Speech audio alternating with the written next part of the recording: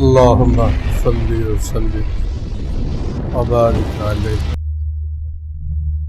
اللهم صل وسلم وبارك. الحمد لله وكفى وسلام على عباده الذين اصطفى. أما بعد، فأعوذ بالله من الشيطان الرجيم.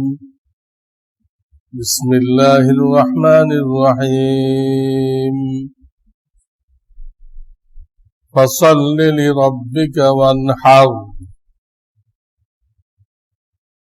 وقال تعالى: فلما بلغ معه السعي قال يا بني إني أرى في المنام أني أذبحك فانظر ماذا ترى. قال يا أبت افعل ما تؤمر ستجدني إن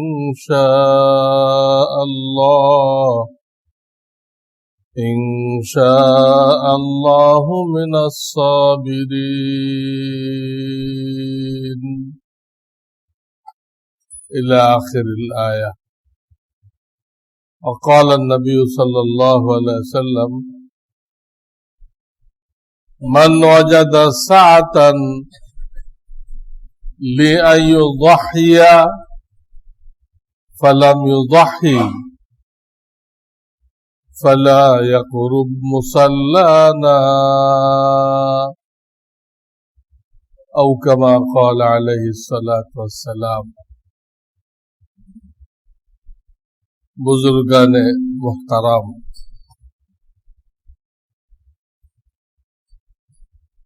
আল্লাহ রাব্বুল আলামিন আমাদের দুনিয়া আখিরাতের কামিয়াবির জন্য কিছু বিধান দান করেছেন, আহকাম, আদেশ নিষেধ দান করেছেন।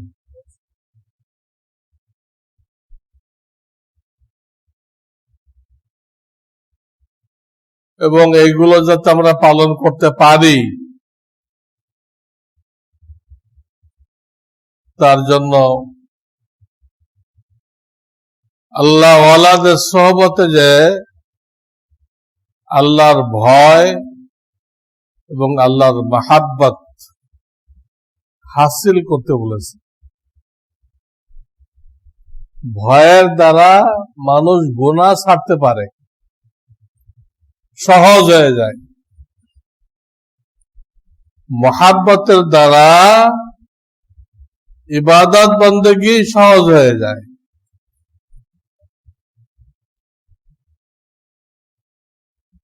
আলহামদুলিল্লাহ, এখন আমাদের সামনে যে মাস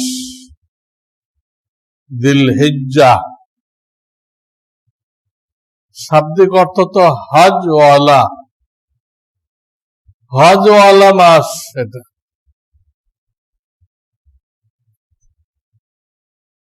তো হজ তো সীমিত কিছু লোক করে,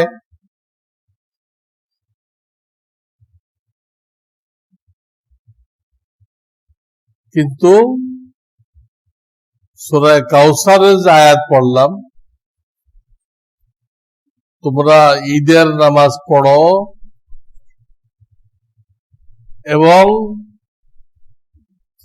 তোমার রবের জন্য কুরবানি করো, এটা সীমিত লোক করে না। পুরা দুনিয়াতে অগণিত অসংখ্য লোক অক্তিয়া নামাজ না পড়লো তো ঈদের নামাজ পড়ে। কাজেই নামাজ পড়তেছে এবং কোরবানি করতেছে। ফাসাল্লি লিরাব্বিকা ওয়ানহার, সূরা সবাই জানি আমরা।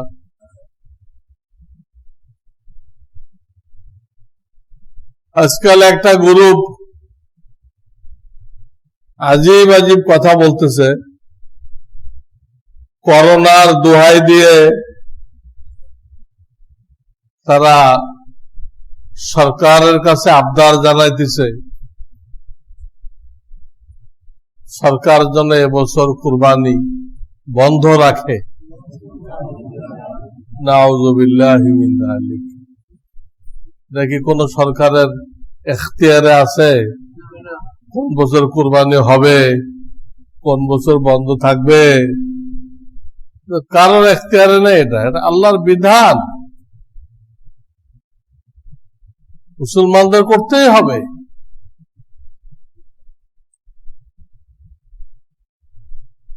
এসব কাজে যারা বাধা দিবে এর জন্যই আল্লাহ তাআলা জিহাদ রাখছেন। জিহাদের অর্থ তো মানুষ কতল করা না। জিহাদের অর্থ আল্লাহর হুকুম পালন করতে যায় যে বাধা আসতেছে, পালন করা যাচ্ছে না, বাধা অপসারিত করা, বাধা সরায় দেওয়া, এটা উদ্দেশ্য। সেটা মানুষ কতল করা ছাড়াও হইতে পারে। কেউ কলমের দ্বারা জিহাদ করতেছে, বাতিলের বিরুদ্ধে লিখতেছে, কেউ মরে যেতেছে না, কতল হইতেছে, এটাও তো জিহাদ। কেউ জবানের দ্বারা বলতেছে। যাই হোক, অনেকে ভুল বুঝে জিহাদ মানেই তলোয়ার, জিহাদ মানেই তলোয়ার। গলত কথা।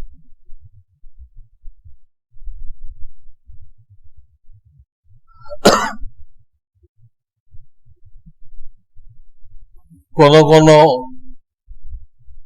নামধারী ইসলামিক পার্টি তারা তো এটাকে বলছে ইসলামের আসল,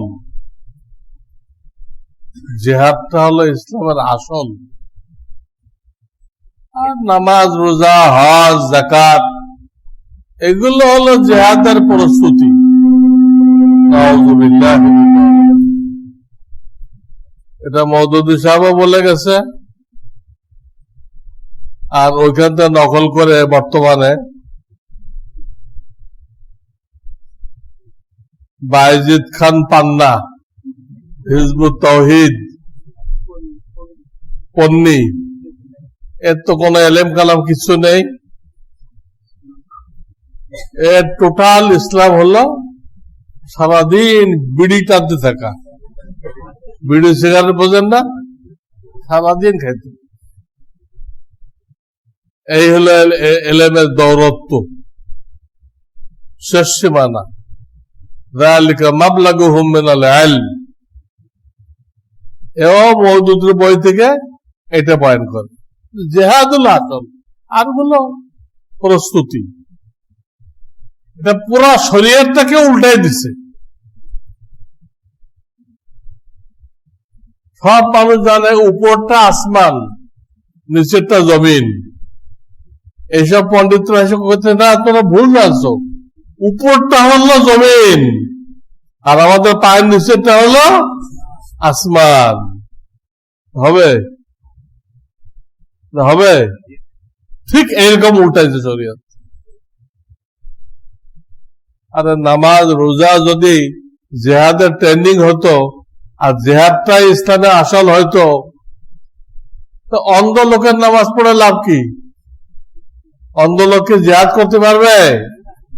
ল্যাংড়া লোক জিহাদ করতে পারবে?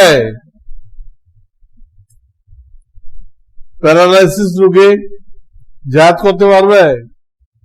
তো তাদের বড় তো নামাজ ফরজ, নামাজ ফরজ। এবং যদি এরা প্রস্তুতি হইতো নামাজ রোজা, তাহলে কোন দেশে ইসলামী হুকুমত কায়েম হয়ে গেলে আর সেই দেশে নামাজ রোজা লাগবে না। কারণ হুকুমত কায়েম করার জন্য দেওয়া হয়েছিল, তো ইসলামের হুকুমত যখন কায়েম হয়ে গেছে আর কি করতে লাগবে? তো মদিনায় কি কায়েম হয় নাই? ইসলামী হুকুমত কায়েম হয় নাই? তো কায়েম হলে ওনারা নামাজ ছেড়ে দিয়েছিলেন? এগুলো গুমরাহি, সব গুমরাহি। এই ধরনের কথা কিন্তু থাকবে, কিয়ামত তাক থাকবে। যারা উলামায়ে কেরামের সাথে জুড়ে থাকবে তারা ইমানকে রক্ষা করতে পারবে। আর যারা নিজেকে পণ্ডিত মনে করবে, আমি কি কম পড়ছি নাকি, হ্যাঁ, আমি অক্সফোর্ডতে পড়ে আছি, অক্সফোর্ড। আমি আরেকদিনও বলছি, এর অর্থ হলো গরুর শিং। গরুর শিংটি কি নিয়ে আসছো তুমি? নাস্তিক হয়ে আসছে। এই তাকাব্বুর যাদের আছে যে আমরাও তো পড়াশোনা করছি, আমাদের ঘরে তো বুখারী শরীফ আছে, এটা বোকামি। এটা বুখারী না, এটা কি? বোকামি। তুমি তো অনুবাদ পড়তেছো, মূল বুখারী তুমি বুঝো? মূল বুখারী পড়তে গেলে মাদ্রাসায় ভর্তি হয়ে 16 বছর পড়তে হবে। ফাউন্ডেশন থেকে অনুবাদ কিনে নিয়ে, আমিও তো বুখারী পড়ছি, উনিও বুখারী পড়ছে, আলেমদের সাথে বহাস করতে আসে, জ্ঞান পাপি।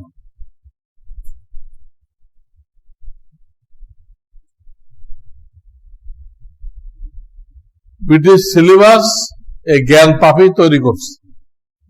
এই অহংকারী লোকগুলো ব্রিটিশদের তৈরি করা, তাদের সিলেবাসে তৈরি হয়েছে।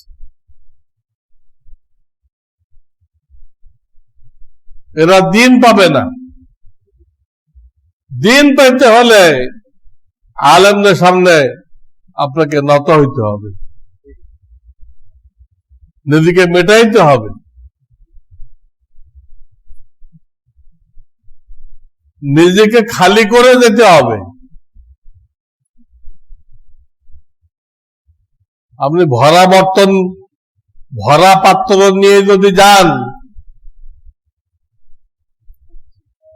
কিছু চাইতে, তো কোথায় দিবে?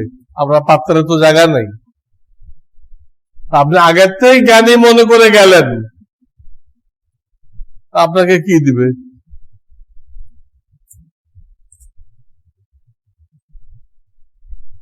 তো বলতেছিলাম এই ধরনের কথা থাকবে, এদিকে কান দেওয়া যাবে না। ওলামায়ে কেরাম কি বলেন, কাজে করোনা হোক আরো মারাত্মক কিছু হোক, আল্লাহর হুকুম আহকাম বন্ধ হবে না। তো এক গ্রুপ তো বন্ধ করতে বলতেছে, আর এক গ্রুপ এরা মনে হয় যুক্তিবাদী, যুক্তির নাম শরীয়ত না। হযরত আলী রাদিয়াল্লাহু তাআলা বলেন, যুক্তির নাম যদি শরীয়ত হইতো তো মোজার নিচে মাসা করতে হইতো।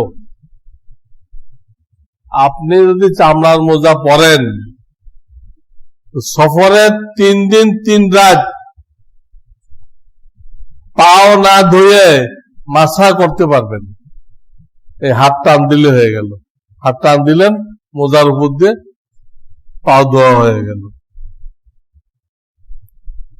আজ মুসাফির না হয়ে বাড়িতে থাকেন, 24 ঘন্টা, একদিন এক রাত মাসা করতে পারবেন। এই মাসাটা কোথায় করবেন? মোজার উপরে না মোজার নিচে? আল্লাহ রসুল কি দেখাই দিয়ে গেছেন সাল্লাল্লাহু আলাইহি সাল্লাম? মোজার উপরে, নিচে কখনো করেন নাই। এই জন্য হযরত আলী রাদিয়াল্লাহু তাআলা আনহু বলতেছেন, লাউকান আদ-দীন বির-রায় লাকানা আসফালুল খুফ আওলা বিল মাসহি মিন আলাহু। ইসলাম যদি আমাদের বুঝ মতো হইতো, আমাদের জ্ঞান মতো হইতো, তো মোজার নিচে মাসা করা উপরে মাসা করার থেকে বেশি যুক্তিসঙ্গত হইতো, কিন্তু জায়েজই নেই। কেউ যদি তলায় মাসা করে তার মাসাই হবে না, পাও ধোয়াই হবে না। এই তর্ক বাগিসরা এরা করোনার সময় একটা যুক্তি আবিষ্কার করছে কি, তোমরা কুরবানি করতে গেলে করোনা ছড়াইতে পারে, জানোয়ার কুরবানি বন্ধ রাখো, এই টাকাটা গরিবদেরকে দিয়ে দাও, এই টাকাটা গরিবদেরকে দিয়ে দাও। কুরবানি না করে টাকা দিলে, তারপরে হজ ফরজ, হজ না করে টাকা দিল গরিবদেরকে, তা থেকে আদায় হবে? আল্লাহ কুরবানি করতে কইছে, কুরবানিই করতে হবে। আল্লাহ যেটা যেইভাবে করছে ওটার নাম শরীয়ত, ওটা পরিবর্তন করার নাম বিদআত, জঘন্য হারাম। এই যুক্তিও গলত, ভুল। কুরবানি না করে টাকা দিয়ে দাও, হবে না, কুরবানি করতে হবে। এর মধ্যে অনেক হিকমত আছে।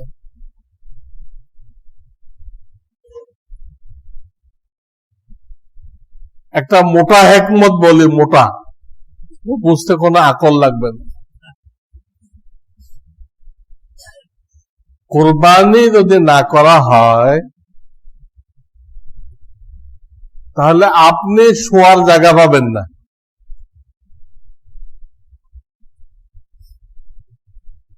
গোয়াল তো ভরে যাবে গরু দিয়ে,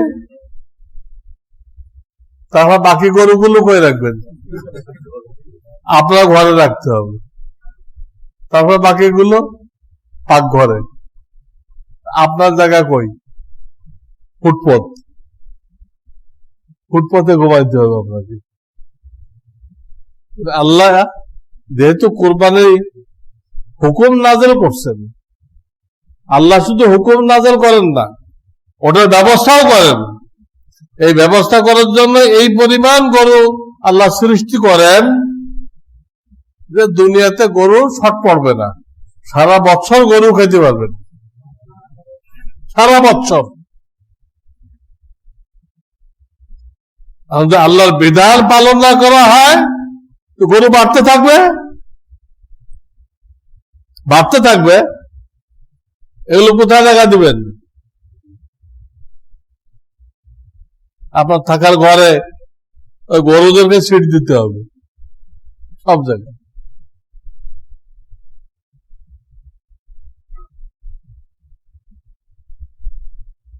এটা একটা মোটা যুক্তি হলো না? কুরবানি করবা না তো তোমার সিট নেই, তোমার সিট কাটা, ঘরের জায়গা নেই। এবং যদিও বর্তমান ডাক্তারি সায়েন্স বলতেছে গরুর চর্বি খুব ক্ষতিকর, সয়াবিনের ফজিলত বয়ান করে আর গরুর চর্বির ক্ষতি বয়ান করে, কিন্তু কোরআনের আয়াতের দিকে তাকাইলে এটা গলত সাবিত হয়। হাররামনা আলাইহিম শুহুমাহুমা, এক আয়াতে আল্লাহ তাআলা বলতেছেন বনি ইসরাইলদের উপরে তাদের গুনাহের কারণে আমি গরু, উট এগুলো চর্বি হারাম করে দিছিলাম। চর্বি কি করে দিছিলাম? হারাম করে দিছিলাম।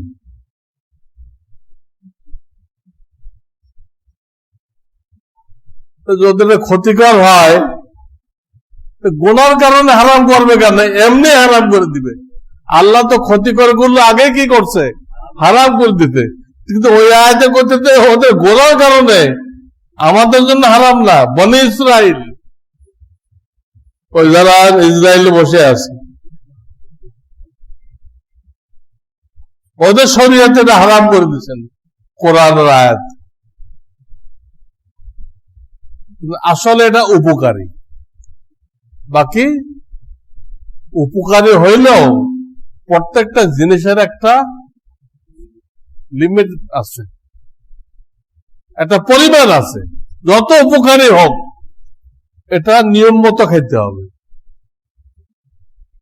আপনি উপকারী দিকে খুব খাইলেন, বস্তাকে বস্তা খাইলেন, তো উপকারিতা কি হয়ে যাবে? অপকারী হয়ে যাবে। নিয়ম মতো খাইতে হবে। কোরআন যেটা বলবে আমরা এর বাইরে কারো কথা মানব না।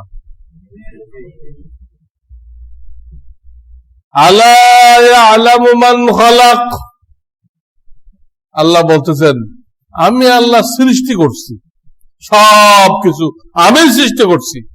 আমি জানি না? তোমার ডাক্তাররা জানে? তোমার ইঞ্জিনিয়াররা জানে? আমি সৃষ্টি করছি, আমি জানি কোনটার মধ্যে কি রাখছি। এই জন্য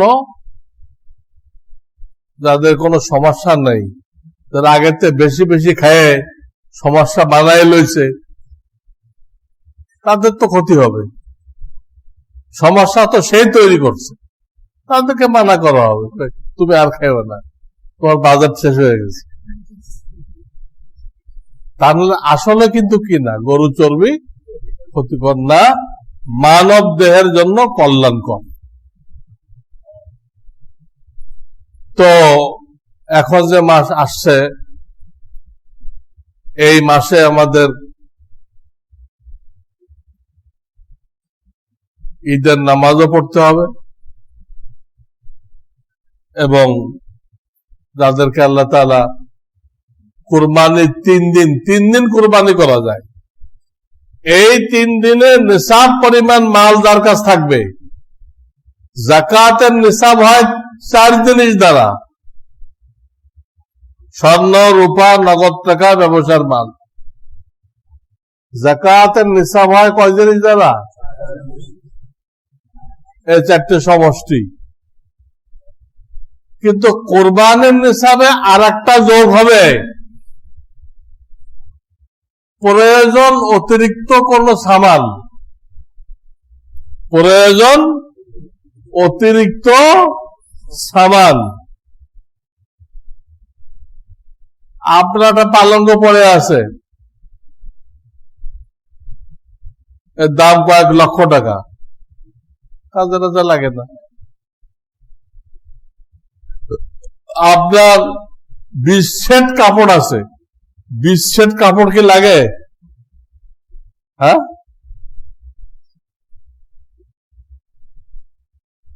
মাঝখানে পত্রিকা আসলো, কোন ফার্স্ট লেডির জুতা ছিল 3000 জোড়া। তার জুতা হলো 3000 জোড়া।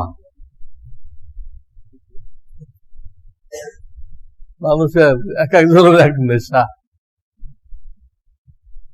শরীয়ত বলে যতটুক দরকার অতটুক কেনাকাটা করো, যতটুক দরকার। তো অনেকে শরীয়ত জানে না, আল্লাহর বিধান জানে না। তাদের থিওরি হলো যেটা আমার চোখে ভালো লাগবে, চয়েস হবে, ওটা কিনবে। ওটা তার দরকার নেই, কিন্তু চয়েস হয়ে গেছে। জাপান থেকে কাপড় আসছে, চয়েস হয়ে গেছে। তার জামা অনেকগুলো আছে, এটা কেন জাপান থেকে আসছে।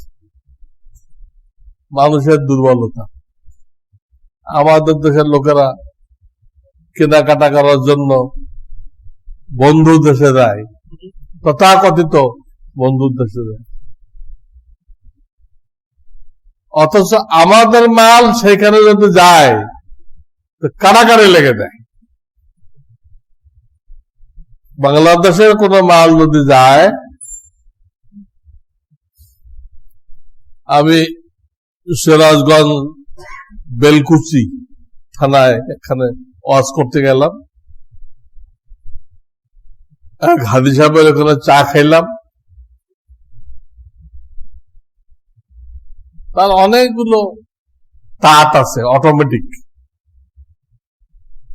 আমাকে বললো যে আমার কোনো কাপড় বাংলাদেশে বিক্রি করার সুযোগ হয় না। সে নিজে আমাকে বলছে, ভারত থেকে লোক আসে, আমাকে 10 লাখ 20 লাখ টাকা অগ্রিম দিয়ে রাখে। অগ্রিম,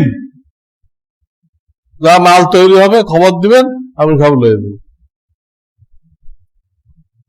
ওইখানে এত চাহিদা বাংলাদেশের মালের, আর আমরা যাই সেইখানে।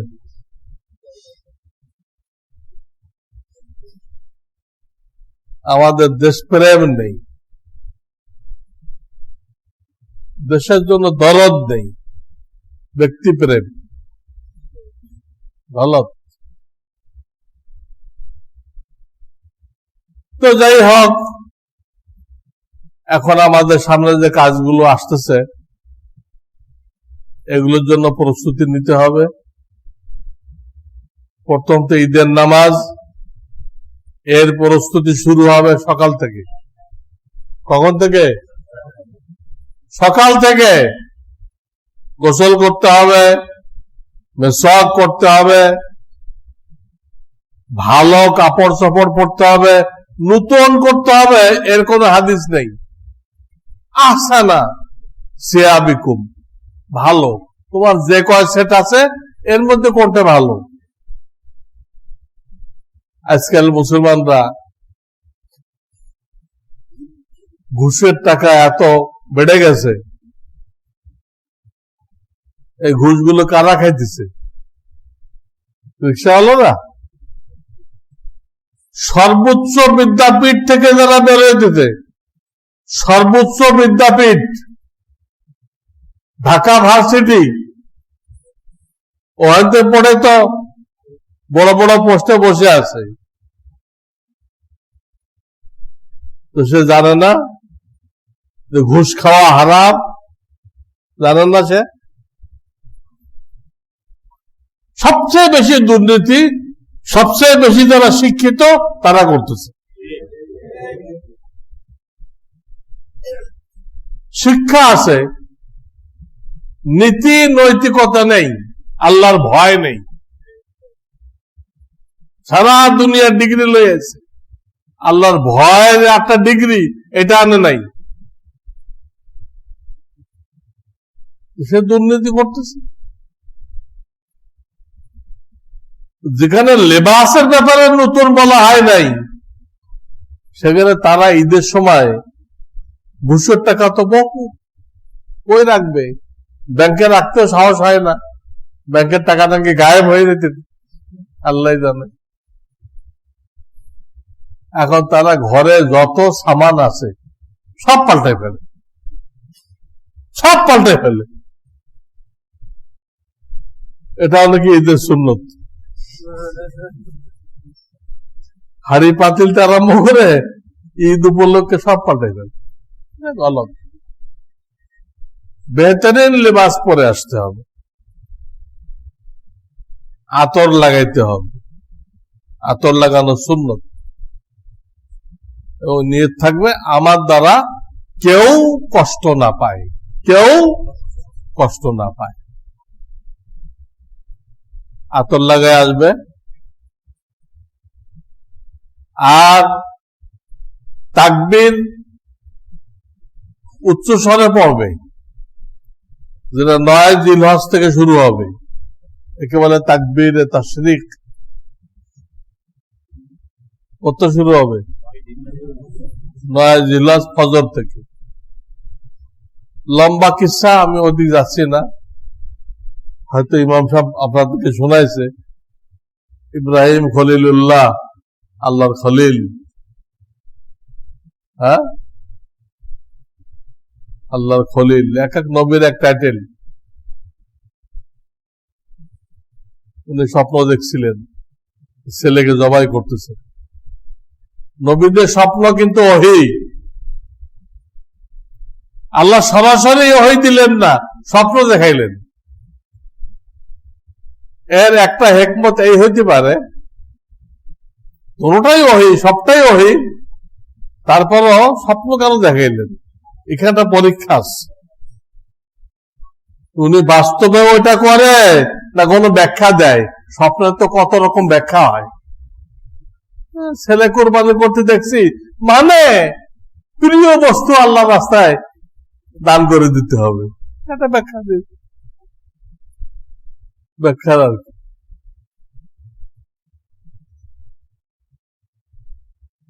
নাস্তিকরা তাহলে ব্যাখ্যা করে, হজ তো আসলে ফরজ ছিল না, নাস্তিকরা বল।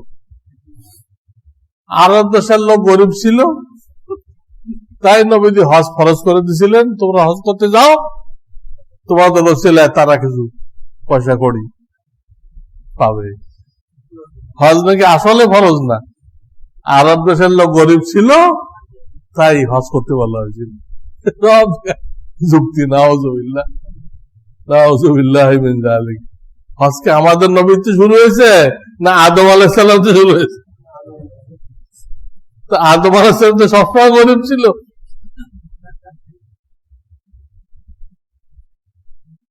যাই হোক, তো লম্বা কিসসা, ওই কিসসা আছে, উনি যখন জবাই করতে লাগলেন, জবাই তো হয় নাই আল্লাহর হুকুমে। আরে শরীর নিজের ক্ষমতা নেই কাটবে, আল্লাহর হুকুম লাগবে। আগুনের নিজের ক্ষমতা নেই, আল্লাহর হুকুম লাগবে। আল্লাহ রহিত করে দিলে আগুন পোড়াবে না। ইব্রাহিম খলিলুল্লাহকে পোড়াইছিল, ওনার তো সারা জীবন পরীক্ষা গেছে। আমাদের প্রত্যেককে পরীক্ষার জন্য বানানো হয়েছে। হাল আতা আলাল ইনসান হিনুম মিনাদ দাহর লাম ইয়াকুন শাইআম মাযকুরা ইন্না খালাকনাল ইনসানা মিন নুতফাতিন আমশাজ লিনাবতালি। আমি তোমাকে তৈরি করছি মিলিত নুতফা দ্বারা, বীর্য দ্বারা। কেন তৈরি করছি? তোমাকে পরীক্ষা নিব। ওনার সারা জীবন পরীক্ষা গেছে, আগুনের মধ্যে পড়ছেন। ইব্রাহিম খলিলুল্লাহ দেশ ছিল ইরাক, সে মাতৃভূমি ছেড়ে চলে গেছে সিরিয়া। আবার পরীক্ষা, 2 বাচ্চাকে সেই মরুভূমিতে রেখে আসো, শত শত মাইল দূরে, এগুলো পরীক্ষা না? সেই বাচ্চা একটু বাপের সাথে চলাফেরার মতো হয়েছে, আল্লাহ গতিতে জবাই করো। কইতে পারে আল্লাহ বড় বয়সে একটা বাচ্চা দিলা, তা আবার জবাই করতে কইতেছে, তাহলে দিলাই বা কেন? হয় না, প্রস্তুত হয়ে গেছে। শয়তানের ধোঁকা দিতে গেছিল, পাথর মারছে। সেই পাথর কিয়ামত পর্যন্ত হাজিদের জন্য কি হয়ে গেছে? জরুরি হয়ে গেছে। যে 3 জায়গায় ধোঁকা দিছিল, ওই 3 জায়গায় পাথর মারতে হয়। যাই হোক, লম্বা ঘটনা, সেদিক যাব না আমি এখন। তো বাচ্চা তো স্বপ্নে যতটুকু দেখছিলেন জবাই করতেছেন, অতটুকু যখন হয়ে গেছে, তিনি একটা আওয়াজ শুনতে পেলেন, উপর থেকে আওয়াজ, আল্লাহু আকবার। মাথা উঠে এলেন, জিব্রাইল আলাইহিস সালাম বিরাট এক বকরি লয়ে হাজির। এই বকরির কিসসা আছে, আদম আলাইহিস সালামের দুই ছেলে যে কুরবানি করছিল, হাবিল কাবিল, কাবিলটা তো কবুল হয় নাই, কারটা কবুল হয়েছিল? যারটা কবুল হইতো না তারটা পড়ে থাকতো, যারটা কবুল হইতো আল্লাহ উঠাই দিচ্ছে। উঠাই নিয়ে ওটা জান্নাতে লালন পালন করা হয়েছে, জান্নাতে। ওইটা আবার পাঠাই দিচ্ছেন, ওইটা পাঠাই দিচ্ছেন ইব্রাহিম খলিলুল্লাহর জন্য। ফাদাইনাহু বিযিবহিন আযীম, আল্লাহ পাঠাই দিল। তো ওই সময় জিবরাইল পড়তে পড়তে আসতেছিল আল্লাহু আকবার আল্লাহু আকবার, এটা পড়তে পড়তে আসছিল। তো ওনার ছেলে এবং ওই যে বকরি, তারা পড়তেছিল লা ইলাহা ইল্লাল্লাহু আল্লাহু আকবার, লা ইলাহা ইল্লাল্লাহু আল্লাহু আকবার। তখন ইব্রাহিম খলিলুল্লাহ নিজে পড়তে লাগলেন আল্লাহু আকবার ওয়া লিল্লাহিল হামদ। এটা মিলাইলে জিবরাইলের এক অংশ, ইসমাইল আলাইহিস সালামের এক অংশ, ইব্রাহিম খলিলুল্লাহর এক অংশ, তিনটে মিলান তাহলে কি হবে? তাকবীর তাশরিক 13 তারিখ আসর পর্যন্ত পড়তে হবে একবার। আমাদের দেশে 3 বার পড়ে, একবার পড়তে হবে। ফরজ নামাজে পড়ে, পুরুষরা আওয়াজ করে, মহিলারা আসতে। তো ওটা এখান থেকে আসছে, আল্লাহ কিয়ামত তাক এটা ওয়াজিব করে দিচ্ছে। এটা 9 তারিখে শুরু হবে। আর ঈদের নামাজ যখন আমরা আসবো, এই আসা যাওয়ার পথে এই তাকবীরটা জোরে জোরে পড়তে হবে। ঈদুল ফিতরে আসতে আর এই দেখি জোরে। আসার পরে ঈদের আগে ইশরাকের নামাজ পড়া যাবে না। ঈদের পরে যেখানে ঈদ পড়লো সেখানে পড়া যাবে না। ঘরে ফিরে যেয়ে কি করতে পারে? ইশরাক পড়তে পারবে। এর আগে জায়েজ নেই এই দিনের জন্য। তো ঈদের নামাজ পড়বে এমনি নামাজের মতোই, খালি 6টা তাকবীর কি আছে। তো আগামী বুধবার তো ঈদ, কবে? ওই দিন নামাজের তরিকা বলা হবে ইনশাআল্লাহ, নামাজের তরিকা বলা হবে। হ্যাঁ, 6:30 টাইম রাখা হয়েছে, 6:30 এখানে বলে দেওয়া হবে। নামাজের পরে খুতবা হবে। এই খুতবার মধ্যে প্রায় আমাদের দেশে ইমাম সাহেবরা তাকবীরে তাশরিকটা বারবার পড়ে। আমি বারবার আপনাদের বলছি, এটা কোনো কিতাবে পাওয়া যায় না। খুতবাতুল আহকামে কোন লাইব্রেরি ওয়ালা লাগাই দিছে, মোল্লা থানবী না। কিতাবে পাওয়া যায় শুধু তাকবীর। পয়লা খুতবা শুরুতে 9 বার, আর নেই। দ্বিতীয় খুতবা শুরুতে 7 বার, শেষে 14 বার। কিন্তু তারা ওই কতক্ষণ পর পর আল্লাহু আকবার আল্লাহু আকবার লা ইলাহা ইল্লাল্লাহ আল্লাহু আকবার ওয়া লিল্লাহিল হামদ, ওই খুতবা দেখে দেখে পড়ে আর এগুলো পড়তে থাকে। আর যদি মুসল্লিরা না পড়ে, ধমক, হ্যাঁ আপনারা পড়েন না কেন? অর্থাৎ মুসল্লিদের খুতবা চলাকালীন মুখে কিছু পড়া হারাম, তো সে নিজে ভুল করতেছে, আর মুসল্লিরা ভুল করে নাই কেন, তার জন্য ধমক মারতেছে। তো আর এক ভুল। ঈদের নামাজের পরে কোলাকুলির ভিড় লেগে যায়, আর এক বেদাত। কোলাকুলি ঈদের কোন সুন্নত না। কোলাকুলি করতে হবে কখন? কারোর সাথে বহুদিন পরে সাক্ষাৎ হইলে সালাম মুসাফা করে এই ডাইন গর্দান একবার লাগাবেন, ডাইন গর্দান এই জায়গাটা, দুজনের ডাইন গর্দান একবার, বুক দিয়েও করবেন না আর পেট দিয়ে তো নাই, এই গর্দান। নামাজের আগে দেখা হয়েছে, তখন করেন নাই কেন? নামাজের পরে করতেছেন, বোঝা গেল আপনি ঈদের সুন্নত মনে করেন, শরিয়তকে উল্টাই দিচ্ছেন। শরিয়ত উল্টানো অধিকার আল্লাহ কাউকে দেয় নেই। এইভাবে নামাজ হবে, খুতবা হবে, এরপর আপনি যেয়ে কুরবানি করবেন, কুরবানি করবেন। যদি কেউ পারে এটা উত্তম, না খেয়ে থাকবেন, কুরবানি হবে, সেই কুরবানির গোশত দিয়েই প্রথম নাস্তা হবে। এই কুরবানির অনেক মাসাইল আছে, কিছু মশলা গত জুম্মাতে আমি বলছি না, 7 শরিক নিলে সবার ইনকাম কি হইতে হবে, হালাল হইতে হবে, এরকম কিছু মশলা গত জুম্মায় বলা হয়েছে।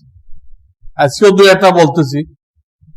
জানোয়ারকে ছুরি দেখাবেন না, জানোয়ারকে, ওরা কি বোঝে না কিছু, ছুরি কি করবেন আপনি, এটা কি জানোয়ারে বোঝে না?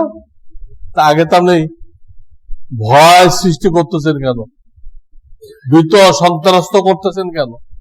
লুকাই নিয়ে আসবেন, লুকায়। এবং এই ছুরি খুব ধারালো হইতে হবে, খুব ধারালো হইতে হবে, যাতে জানোয়ারের কষ্ট না হয়। ভোতা ছুরি দিয়ে করা যাবে না। বিসমিল্লাহ আল্লাহু আকবার বলে জবাই করবেন। 4টে রগ কাটতে হয়, শ্বাসনালী, খাদ্যনালী আর 2 পাশে 2টা আছে। কিন্তু কসাইরা আবার কি করে, গরুর তাড়াতাড়ি মারার জন্য ওখানে ছুরি দিয়ে খুঁচাইতে থাকে। এতে তো এই গরুটার স্বাভাবিক মৃত্যু হলো না, হার্ট অ্যাটাক করে মৃত্যু হলো, আমরা কুরবানি সহি হলো না। আর একটু এত অধৈর্য কেন হয়েছেন? মরতে দেন, মরার পরে চামড়া খোলেন, মরার পরে কি খোলেন, আগের থেকে চামড়া খোলা আরম্ভ করবে না, জবাই করে চামড়া খুলতে আরম্ভ করবে। এত নির্দয় কেন?